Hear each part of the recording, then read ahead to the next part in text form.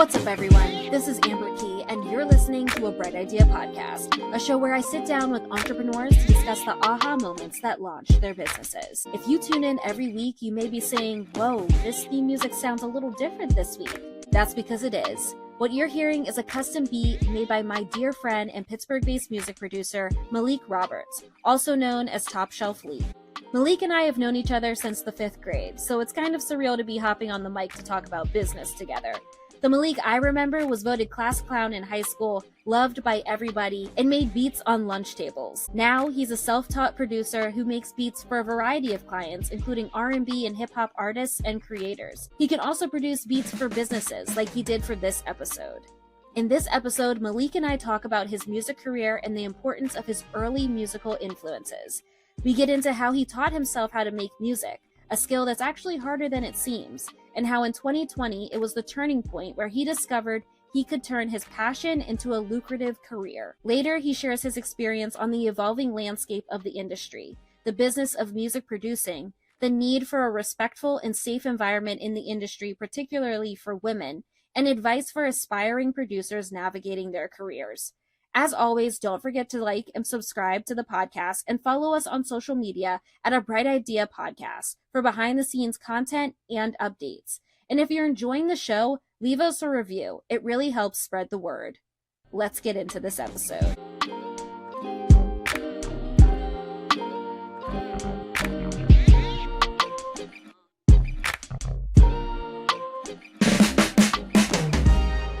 Okay, Malik, thank you so much for coming to A Bright Idea Podcast. How are Anytime. you doing? Thanks for having me. I'm good. I'm happy to be here. I appreciate you coming on the show. For everyone who doesn't know who you are Malik Roberts, aka TopShelfLeek. You produce music, make beats for artists and other clients. And so I'm just really excited to get into this conversation because I think when I have people on this show, I have people from all industries, all types of businesses, and I have never had anyone on the show that's in the music industry per se. So I feel like you're going to give us a whole glimpse of a world that we are just not into, privy to. Well, I hope so. I hope I live up to expectations. I love that. Okay, before we get started, let's have a little fun first. I play this game with all of my guests where I do rapid fire, and I usually do that at the end of the interview, but I want to do it at the beginning as a little icebreaker. All right, let's get it. Okay, so what's a song that you've had on repeat? Currently? Yes. There's a few. One that comes to mind, what is that song called? It's about this. I heard it on TikTok originally. I was like, "Oh, what is that?" It's "Requiem of a Dream" by I think it's Sailor. I think it's something new. If you didn't hear it yet, you'll hear it. You'll hear it soon. Are you a night owl or an early bird?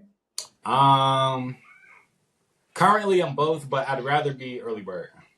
Okay. Is that when your creative juices flow? Is in the morning? I think so. Yeah. I can get busy at night, but I feel like early in the morning before everything starts, that's when you got the purest energy. That's so interesting because I think the stereotype when you think about people that work in music is that they're these night owls that are creating beats at 3 in the morning. Right. I mean, that is a thing, but I feel like for me personally, especially since I'm not in person in the studio as much, I get most of my best ideas out in the morning before everybody wakes up, before I gotta do X, Y, and Z. Let me get some fresh up energy. I love that. I'm an early bird too. I think between the hours of 6 a.m. and 12 is when you're going to get me. After that, it's a wrap. Don't ask me for anything. Yes. Okay. If you could collaborate with any artist, dead or alive, who would it be? You mean, man, any artist?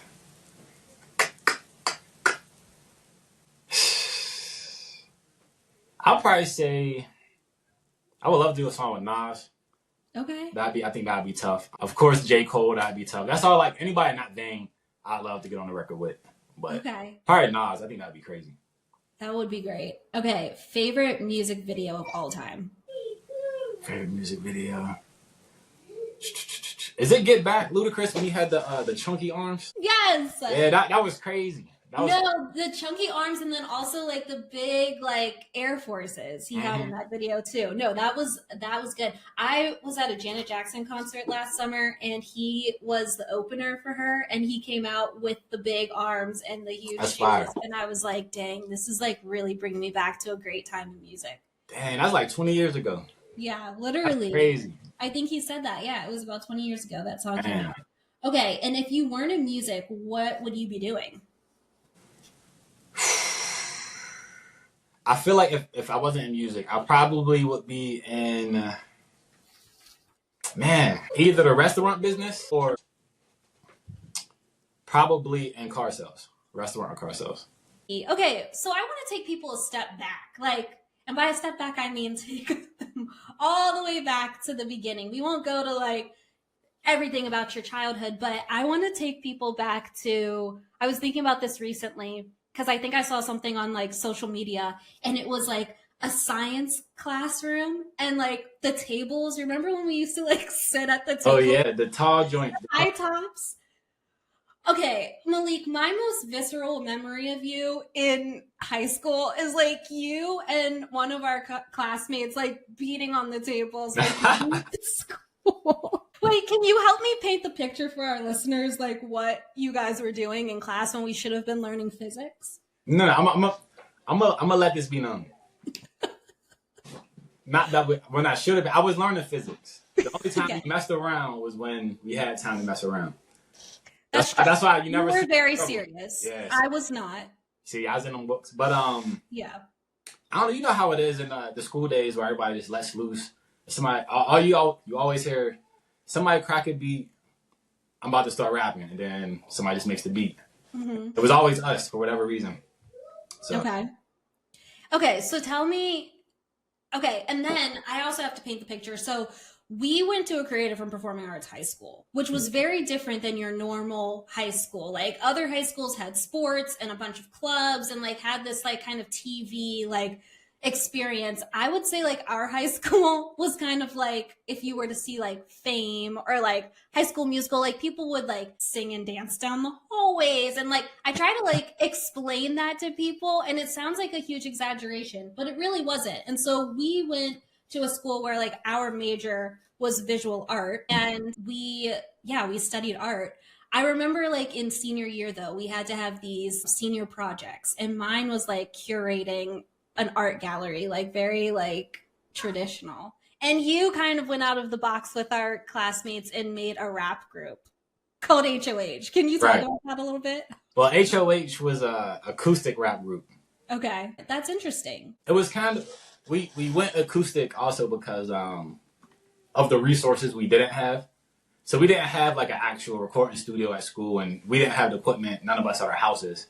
Yeah. So our buddy Miguel, who was a guitarist at the school, we were like, "Hey, would you like to join in on this project and do the guitar?" And then buddy Robert, he did beatboxing. Yes. So like that held the song together, and then everybody we went around from that. How did you guys come up with like that as your senior project? Well, I started the idea from I don't know. We joked around a lot. We came up with this group HOH. Yeah. Which meant what? Hard out here. Well, it was because you guys didn't have any equipment. Oh, no equipment. We got it out the mud. It was hard out here. Yeah. So it was HOH. The premise of my project was pretty much comparing different styles of performance and like audio in those performances. So I was referencing like some rap shows that was nothing but loud, distorted music. It was just super loud, bassy. You could barely hear anything. And then I would juxtapose it with HOH. And then I just had to break down like just the differences and what makes us different than, the other stuff that was going on.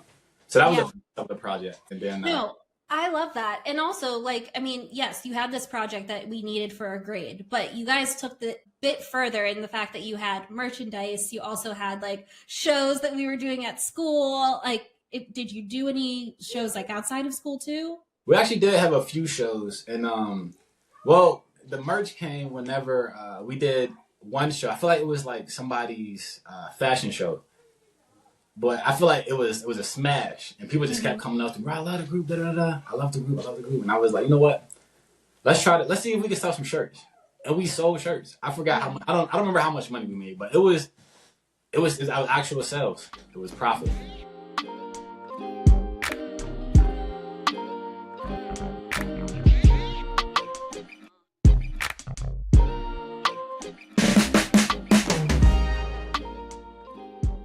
So whatever happened to the group?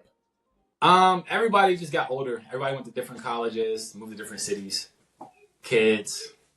And then I feel like a lot of people weren't as passionate in music as I am. So, everybody went their own direction.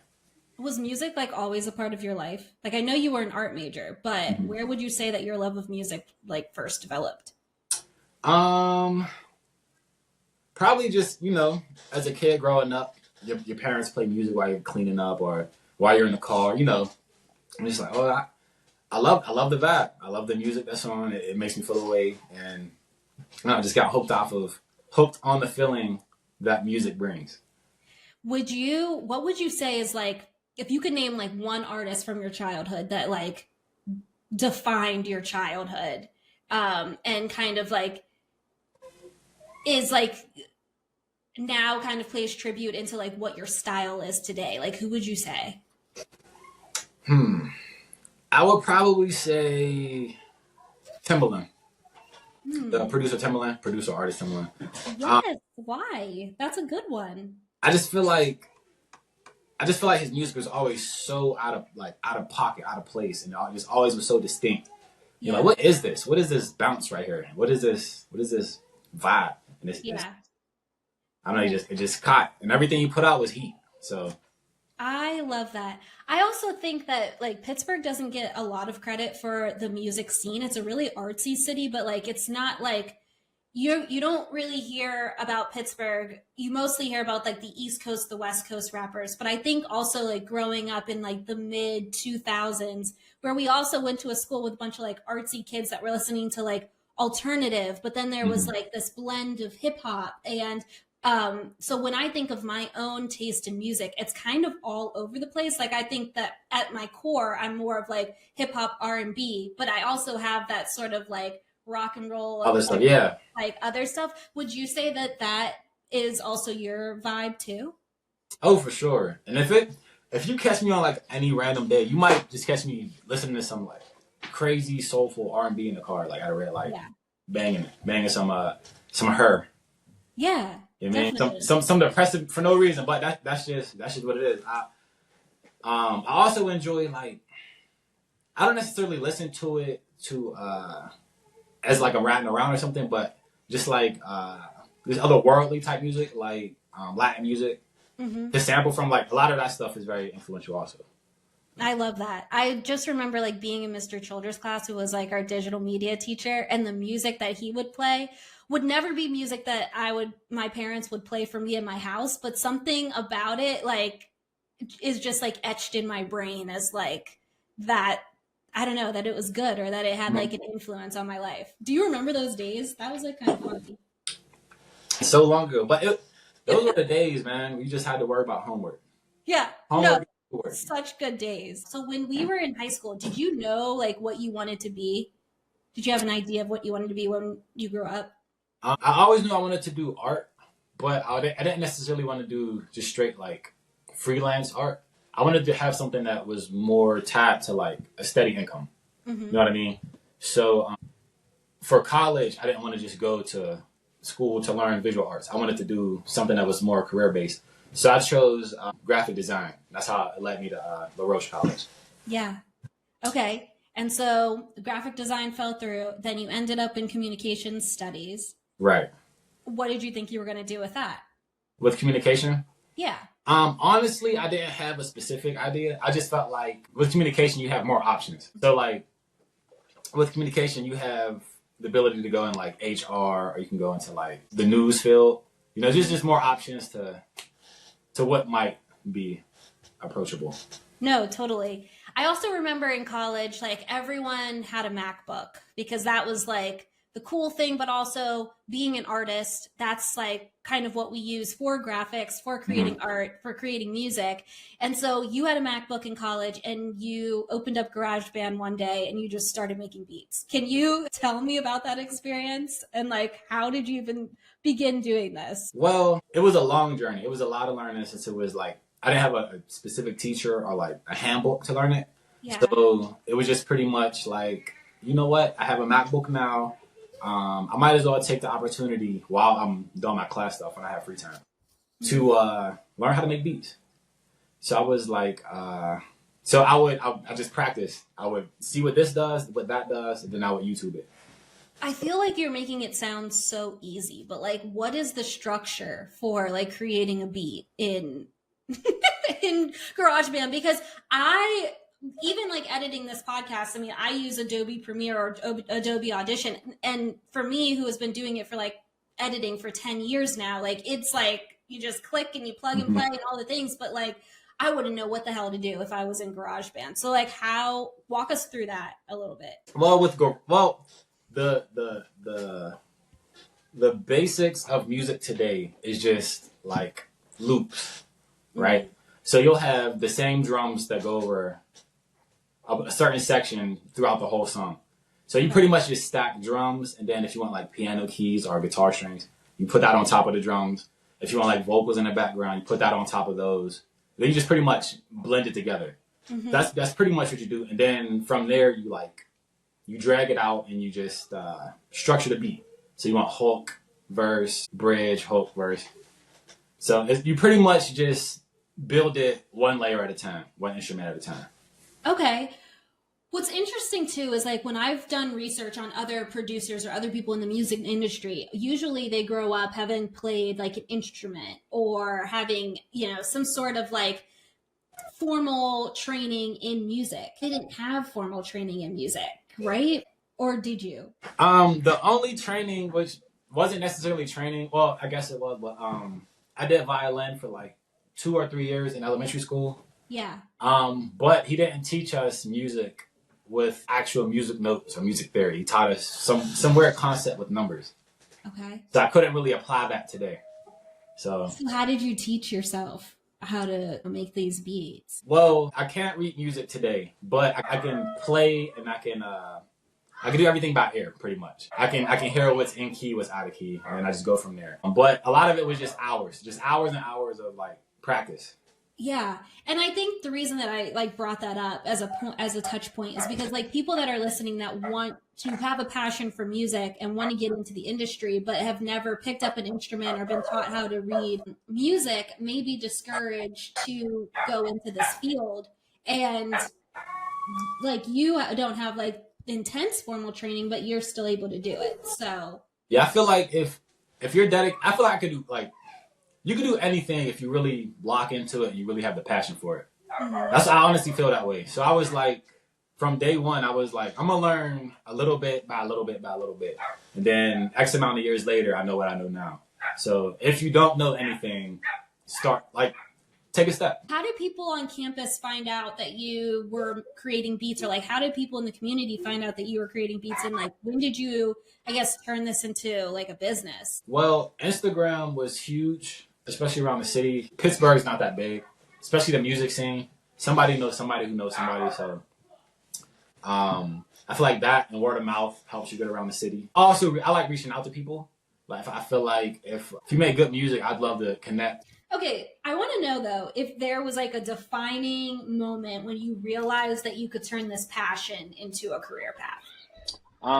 Probably, well, I always felt like I didn't have to choose between a career path and this. This is more of like sort of passive, you know what I mean? To where I don't have to like be focused or do a focused 8 hours every day doing this. So I could spend like an hour doing some music and I can put those beats away and then I can put them up for sale later on. You know what I mean? So I don't have to do 40 hours a week to maintain what I'm doing now. Yeah. But I feel like in 2020, that's when I made like my most sales. I feel like a lot of people are in the house and they were trying to do music, which led a lot of people to me.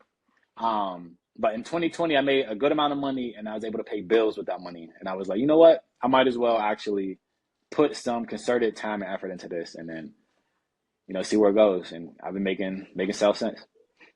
Wait, that's so cool. And I feel like, especially in our community, that we know a lot of rappers and we know a lot of performers that are in the industry. And you touched on a point that I think is so important, is that with this, you didn't have to choose whether it was going to be a passion or a career path, because it can be lucrative passively. Like Yeah. you can make one beat and then it could be reused several times, and once the person pays you, and you can go on about your business. And I feel like, especially in our community, that's something that we should focus more on with our youth, is like turning towards the business side of things rather than only being a performer. Because I feel like these types of situations where you're a producer or maybe you're managing an artist, like those are all like things that happen where you're like making the decisions and you kind of have like control over how things go, if I'm making sense. Right.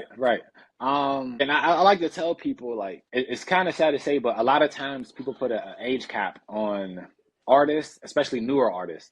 A lot of people don't want to see like someone older than like their 20s or early 30s starting out in the music business, which sucks. I don't agree with that, but I just feel like that's how it goes. But there's always an opportunity behind the screen. You can always, we're always looking for somebody who does the recording with the microphone, somebody at the studio who works, somebody behind the camera shooting the videos, somebody making the beats. I feel like there's always opportunity for that rather than the limited slots there are for like superstars.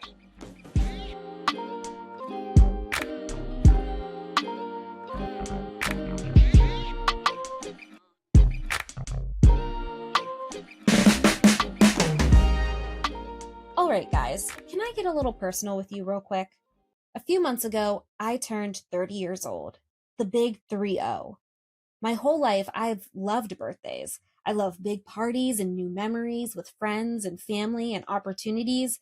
I never really thought about the number or what the next year could look like until this year, when something about turning 30 stopped me in my tracks, and I decided it was time to get a little serious. I started to reevaluate a lot of things in my life. What I wanted to do with my time, what I wanted to achieve in my personal life, what kind of woman I wanted to become. And I thought to myself, one of the first things I need to do is get my money right. Gratefully, I grew up in a household where we had conversations about money around the dinner table. Discussions about the stock market, debt, financial independence. No topic was off limits. I thought I was in a good place managing my own money until I started planning my future, and I had no clue where to begin. This made me turn to a financial advisor. Working with a financial advisor has been an enlightening journey that has brought me incredible value in more ways than I initially anticipated. Having a dedicated advisor taught me a discipline around finances that I hadn't experienced before, challenging me to prioritize my goals and align my spending with what truly matters. With a financial advisor's expertise, I've been able to approach financial independence with clarity and confidence, knowing that I have a trusted partner who understands my aspirations and can help me make informed choices. Chosen Advisory Group caters to the ambitious, the established mid-career professionals, and those on the cusp of retirement who recognize the dedication required to attain financial independence. With their experience and clear professional guidance, you can transform your financial goals into a reality. Life is stressful. Money should not be. Begin your journey to financial clarity. You can schedule your complimentary consultation at www.chosenadvisorygroup.com today.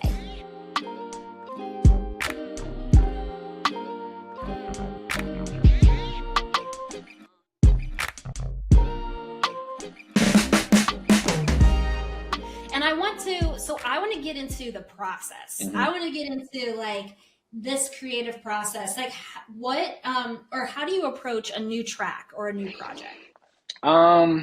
Like if somebody, like if a client asks me for a specific type of. Yeah, like you're working with a new artist. Like what's your approach? I usually start with adjectives. Like, what are you looking for? What sound are you looking for? What vibe are you looking for? What tempo you might want? Do you have a key that you're looking for? Anything that just describes what you're looking for, and then I can combine it with what I have in my head, and then we go from there. How do you decide what sounds and instrumentals you're going to use? Well, you gotta remember this is an art form, so nothing's like a correct answer. You know what I mean? but sonically it just has to make sense. So like, you don't want to use drums that were like popular in the 80s. I mean, it could work, but usually want to stay current or just make it make sense within the mix of the beat. So a lot of it is just gut feeling. That's what makes a specific producer is like their specific sound. Do you have a specific sound? I feel like every producer has a specific sound, just naturally. What is yours? Like descriptively, like if I were to describe it. Yeah, or like, what's your vibe? A lot of why would someone come to you over like another producer? My specific vibe. A lot of my stuff is chill, like a real like slower tempo, but also I do a lot of hard drums, a lot of like boom bap music, but I also do I do a spectrum, honestly. I feel like I can do a spectrum, but you would come to me because I have a specific story I feel like that will mesh with what your idea might be. So like I have specific sounds that I probably always go to that I might not specifically hear, but an artist might be like, oh, I like how he does his drums this way. So then they'll come to me for my interpretation of what they want, but my drums will be in it. Does that make sense? That's too drawn up. No. That's for somebody who is not in music or into music in that way at all. Like when you said that you don't want to use like a drum beat that sounds like it's from the 80s, like I was like, damn, wait, you're right. Like, how would you know that? Like, you have to like, you gotta like really intense. You gotta stay current on like listen to new music. I try to listen to new music like every week. I try to listen to like at least 3 new artists. Listen to new music and just try to stay current. I think that's a big thing for especially me as like a not 20-year-old producer. I have to make sure I stay in the mix to see what's going on now and what's going on next. Do you think that your producing has like evolved, or are you like, do you think that your sound is a little more mature because you are more mature, or do you try to stay with what's trending? Well, I feel like right now, there's a lot of lanes in music. Like, I feel like our generation being the older ones, there's a lot of us. So there's a lane for what we like, and there's a lane for what the kids like, and there's a lane for what the older people, older than us like. I feel like, me personally, I can delve into our lane and then a little bit of what the kids have. Like, for my strong suit, you know what I mean? For what the kids like. Yeah. So yeah, I try to do a mix of that, but usually it's whatever the client wants. Okay. Wait, that's so crazy. Do you have a favorite part of the production process? Favorite part? I love laying drums. Like when you have the drums, like the groove of the beat, and then you find out what you want to put on top of that, whether it's like vocals, whether it's keys, whether it's a synth. As soon as you find like the gluing piece between those two, you're like, oh, bet, this is the beat. It's just like that eureka moment, that light bulb moment. I think that's it. When you can when you mesh the 2 elements, those are like the main 2 elements. I can imagine like working with so many artists that sometimes you get fatigued. Like even having this podcast, I talk to so many people in a week that there are times where I'm like sitting here coming up with interview questions and I've done all the research and I'm like, I don't even know how to start this interview, or like, I don't even know what questions to ask. Do you ever run into a creative block, and like, how do you get yourself out of that? For sure. A creative block is real. Take a break. That's the biggest thing I would say. I take a break. I'll go play with the kids. I'll go run to the supermarket. I even take a couple of days off. Just take a break. There's no rush to like overexert yourself. Where do you find like your inspiration? Everywhere. Music, other music, movies, life events. Lately, just listening to old R&B music has just been like, oh, those drums are crazy. Let me get in, and then go from there. But I feel like old R&B lately has been like. What old R&B have you been gravitating towards lately? I don't remember the album, but I just listened to some Mary J. Blige. Was it drum? I think it was the drum where she had the black frames or the black sunglasses. The drums on that album was crazy. The Share My World album.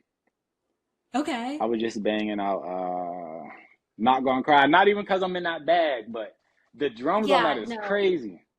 I can listen to that even when I'm happy. Let me go dust something off real quick for like my mom telling me to clean the house. No, seriously. She's good in every state of emotion that you're in. No, love Mary.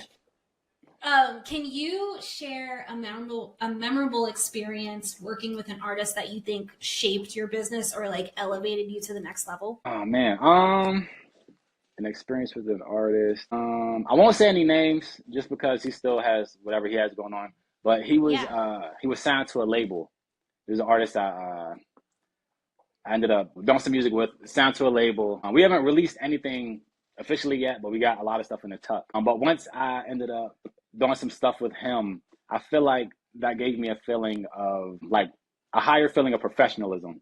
Because I feel like while he was on the label, he had options to go to these other producers with much bigger names than me. But he was spending time on my music. So I felt like that gave me more confidence.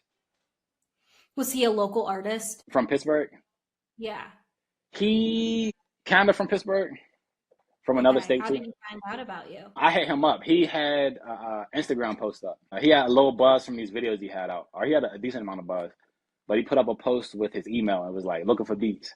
And I sent him a pack. And I think the next day or the day after that, my man sent me like 3 songs back. And I was like, oh, he must have really been locked in for him to really like sit down and take the time and effort to put these vocals on it. So yeah, that right there, that gave me some confidence. I love that. What do you think it was about your music or your beats that he was into you? Honestly, you know how you were saying I'm not classically trained? Yeah. I feel like me not knowing all the chords or knowing all the scales or whatever you might want to say, I feel like that gives me a specific ear for music to where I hear what makes sense to me and not what was taught to me. Does that make sense? Yes. So I feel like maybe he just heard whatever magic that comes from my music, and it stuck with him. What kinds of artists are you working with? A lot of rappers. There's some singers I work with, R&B singers. I don't even know what to call the one woman. She's like sort of like alternative type of R&B type of like, not classical, like rock-ish, like a blend of that. Just that realm of music, pop, hip hop, R&B. I love that.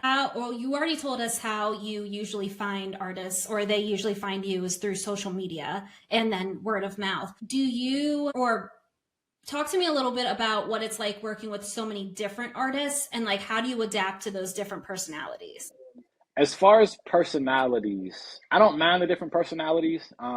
Sometimes just the different personalities bring out different types of music. You know what I mean? Sometimes I'll work with somebody and we won't talk face to face at first. They'll send me a link to all of their old music. That's all I'll ask for.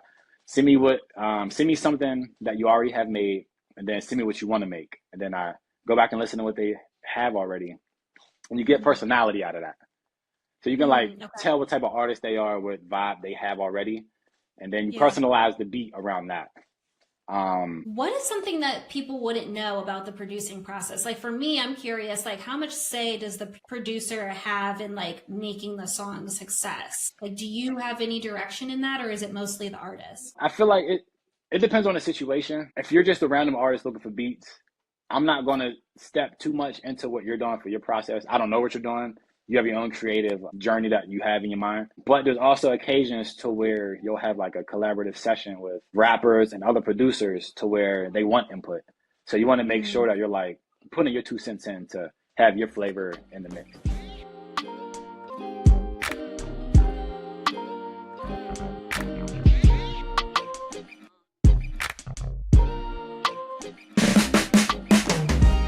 What are some trends that you're seeing right now in music that excite you? And then I also want to know what are some trends that you're seeing that you're like staying far away from? Excites me. I feel like the cookie cutter music is starting to like fizzle out. I feel like there's about to be a change in the streaming and I feel like there's a big change coming in music. I don't know what it is, but I just feel like it's about to get shifted. A lot of people have been dropping music on Instagram and whatnot. But I feel like along with that, the sound of music is changing a little bit. It's not the same cookie cutter 808s, hi-hats, snare. Just not the same. I feel like people are, there's like more organic sounds coming out. Can you give us an example of like someone who's a little cookie cutter and then someone who's being a little more experiential right now? I don't want to say a cookie cutter person because I don't know who I'm going to work with in the future. But Oh I no, do I want to meant say, like a mainstream person that like we can kind of relate what you're saying to. let me see. A non-cookie cutter is a Like, non-cookie cutter. Have you listened to the Doechii album? yeah. So if you play her album and then play like if you play her album next to Lotto's album Okay. has bangers on it, right? But Mm, that's today's sound. But if you play that next yeah. to Doechii's album has like you're like, oh, what is this beat? What is that? What is that sound right there? What is this vibe? What is this tempo? It's more Yeah. it's different. It's dynamic. So I love that. I love that analogy because Lotto, that girl can rap, but it is very like it's like that traditional like hardcore rap that you know you're gonna get from a female rapper. She kind of reminds me of Lil Kim back in the day, like a little Oh, for harder. sure. Right, right. Yeah. But then Doechii, she kind of has this like she takes you on like her storytelling ability is just crazy. Like I forget what's that one song that like she came out with it like put her on the map. What is it? It's oh my god. Something fruitcake, was it? It was like I'm gonna be hold on. honest. This last album, is when I just got most Oh, familiar with really? her. Yeah. Okay, so okay, just for time's sake, I won't go into it. But she has this blend of different genres and like the like what you're saying about the tempos, like the fast tempos and the slow tempos, and then also like the storytelling weaving. I can definitely see people play and I'm starting to hear people experimenting with that and Mhm. copying that style. So I agree. I feel like I'm kind of excited for that. Yeah, I feel like I don't know. It's just the old scheme of music. I feel like that era is ending. Like every Yeah. era ends. I feel like there's an era ending. So we Hmm. got some new stuff on the way. I don't know what it's going to be. I don't know. People keep trying to push country music. I'm not against country music. Everybody's doing these like Like country sounds. Shabuzi? Are you like a Shabuzi fan? I mean, I don't have an issue with. I don't listen to it, Okay. but I feel like for a while people started falling back on like country style songs. If you like listen to a lot of artists out right now, they'll have a Okay. country themed song because they felt like country was going to be the next charting wave. But Yes. I don't know that that's going to stick like they think. But just watch for new Mm. sounds coming. Wait, this is such an exciting conversation. Is there Are there any particular artists that you would like to work with more? You mean styles of? In general, definitely women. I want to work with more women rappers, also Okay. singers, but definitely I want to work with more women, female rappers. Do you think that there's a particular reason why you haven't worked with so many female rappers? Probably a mix of me being hesitant, or not hesitant, but you got to be wary, or I try to be wary of just DMing artists, especially women artists, because I don't want to come off as like producer creep, which is a thing in the industry. I don't want to come off as like a creep trying to seem like I'm working with a woman just because I think she's attractive or whatever. So I always try to be cognizant of how I'm approaching these people, women. I really like that you touched on that point because I would love to get into that a little bit. So I recently saw the Meg Thee Stallion documentary, which talks about how she came up, but also it mostly focuses on the situation between her and Tory Lanez and the shooting, and then people just not believing her in the industry. And female rappers are not going anywhere. Like female rappers have been around forever, but now I feel like female rappers are in the mainstream Mm-hmm. like the rest of the men right now. And when you listen to any female rapper in an interview, they always talk about the hustle, like the grind and the game. Because one, it's like a competitive industry, but also it's not safe for women. Do you like working in the industry? Do you see some of the like challenges that women are facing or like at like the unsafe situations you mentioned, like not wanting to reach out to a woman to slide into her DMs because you don't want to seem creepy? Clearly they feel that way. I just want to know your opinion on it. You mostly just hear stories. I haven't seen anything firsthand, but you just hear stories about how like somebody will approach about some type of business opportunity or musical collaboration, and it just Mm-hmm. goes from like the woman artist thinking that it's just an innocent business proposition, come to find out the guy's just trying to get with her, and it's just like you just don't want to feel like you're putting that energy out.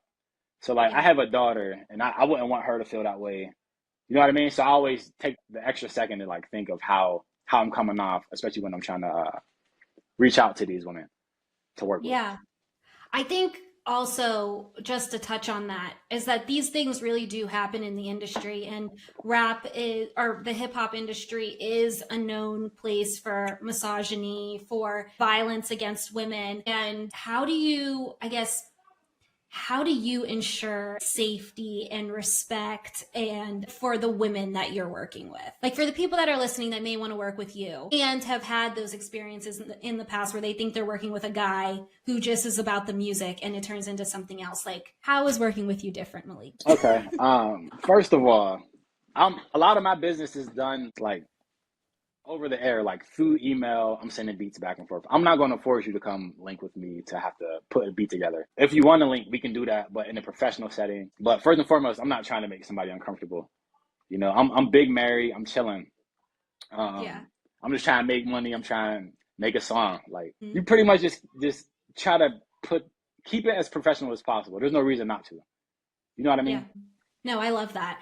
And women, like I said, are a huge part of the hip hop industry now. They're really reshaping the industry as a whole. Like, have you seen that? How do you think that women are reshaping the hip hop industry, and like where do you see it going in the future?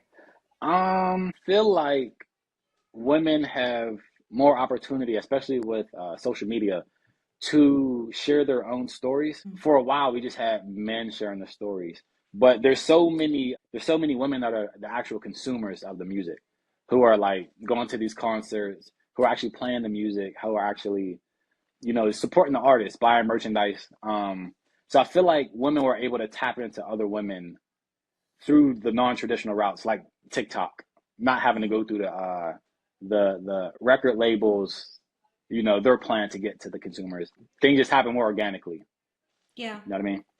Yeah, I feel like women are, because they have had to like work their way up in this industry, they are very creative, to your point, of how they are getting themselves out there, like the merch, getting on social media, collaborating with other women. We're also seeing, like, I think it's beautiful to see that the female rappers are coming together and collaborating on each other's albums and like pulling each other up, like with one artist who's not so well known yet, Right. and putting each other on. I think that's really cool. And you know, as technology grows, as social media grows, I think these are going to be more prominent things. But to your point earlier, you have a daughter. And if anyone follows you on social media, they know that Ella likes to come in on the jam sessions sometimes. Don't know yet if she's into music, but like, when she gets to that point, like if she does want to get into the industry making beats for people, like what sort of conversations do you think that you'll be having with her and with your son on just like the industry, on respecting people, on like everything we've kind of talked about as a whole? I feel like if you're a normal person with good values and like just a good understanding of other people and situations, you can get as far as you need to get. You know what I mean? Or as far as you want to get. Like, don't play around with people. Don't let people play with you. Don't let people play with your money. You know, just simple things like that. I feel like a lot of the business, just entertainment business in general, is so like phony and shiny and fake glitz and glam. But if you're just normal and do what you have to do and stay focused, you can get whatever you want done. That's what I'll tell them. I love that.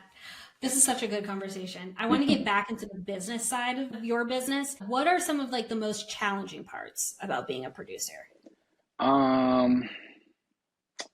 Well, there's so many other producers. You know what I mean? And that's where having your own style, your own story, your own flavor, that's where that comes into to hand. A lot of guys make the same type of sounds, so that helps like cancel them out if somebody's looking for something new and organic. But finding people willing, like just marketing yourself. I'll say that. Marketing and finding a good customer base. I'm always trying to expand my customer base, but there's so many other artists and producer out there that sometimes you just have to make sure you stand out. So I think that's a big thing.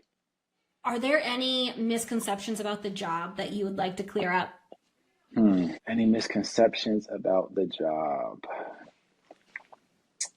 I don't know. I don't know what people think about. I'm trying to think of what people might always say. They think everything is always a party. But sometimes you be in here just trying to clean up a sound, and just you have to open your ears. So it's not always like a lituation. Yes. I think that's in any industry. I think anyone that looks on the outside at anybody, like people think, putting together a podcast is so glamorous. It is not glamorous. I mean, I have a laptop right here stacked on some books and a ring light, and like this mic is attached to like a chair. Like It's not sexy at all. Like we're putting in the work. So I think that's a really common misconception. For those people who are new to making beats, who want this to become their business, how do you market yourself? And also, how do you choose your rates? Okay, so marketing yourself, I feel like there's no cookie cutter answer for that. You might live in a city to where you don't have to do social media marketing. You might have enough business around you to where it'll work out that way. Or you might not, and you have to focus solely on social media. Pretty much for that, get in where you fit in. What was your other question? I'm sorry. Your rates. Oh, how rates. do you choose your rates? That also depends. Depending on like your stature as a producer. Like if you're a well-known producer with Grammy nominations, you might be able to put your rates up to the roof and somebody will pay it. A lot of times you want to work with your clients, so you want to ask them what their budget is looking like for their album. So it just depends. It depends. Okay. What is your advice for someone starting out that's less about the creative side of the business and more about the business side? Research. Maybe not necessarily when you first start out. Like when people first start out, they get a little too over ambitious, and you can hear the difference between somebody who just started and somebody who's been doing it for years. But make sure you research the business. There's a lot to it, but it's not overly complicated. Mm-hmm. But just research the business. There's YouTube videos everywhere. If you just Google music business information, you can just start from there. What is like a mistake that you made that you don't want new producers to make starting out? Oh man, a mistake. A mistake that I made. I'm perfect. No, I'm playing. A mistake that I've made. You don't put all your eggs in one basket. So like, if you're a music producer and you found an artist that you enjoy working with, you guys have a lot of collaboration, a lot of chemistry, that's fine, but also work on your own stuff and work on stuff with other people. Don't lock all of your time and effort into one person, because if that person just decides to give up, or if XYZ happens, then where are you? So just make sure you always stay expanding your roots. So keep connecting. I love that. What's new on the horizon for TopShelfLeek? What's new for me? I just really want to find more artists. Like I would love to produce someone's whole project front to back. I've yet to do that yet. So if anybody's looking to do a full album with a single producer, please get in contact. I'm down to do it. I'm just trying to keep creating, keep navigating this industry, and keep putting myself out there to meet new people. You guys all heard it here first. He's open for business, so hit him up. Where can people find you? You can find me on Instagram at TopShelfLeek, LEEK _ TopShelfLeek _. Feel free to DM me. I do respond. I'm not weird. If you have a vision, we can make it work. Whatever your vision is, I'm telling you, we can make it work. And I'm cool peoples. I'm easy to talk to. We can do business. I can attest to that. I've known him since we were in 5th grade. He's a cool guy. Hey. One of the few that I like. I'm just kidding. Malik, this was great. Thank you so much for coming on to A Bright Idea. This was so good, and I'm really proud of you. And it's just really been cool to watch you like from start to where you are now. And I'm happy for this conversation. Okay, now he's getting. I'm fine to play. Thanks, and I appreciate you bringing me on here. I was hyped when you sent the offer out. That's it for this week's episode of A Bright Idea podcast. Today's guest was Malik Roberts, also known as TopShelfLeek, a Pittsburgh-based music producer. If you would like to work with Malik, you can follow him on Instagram at TopShelfLeek.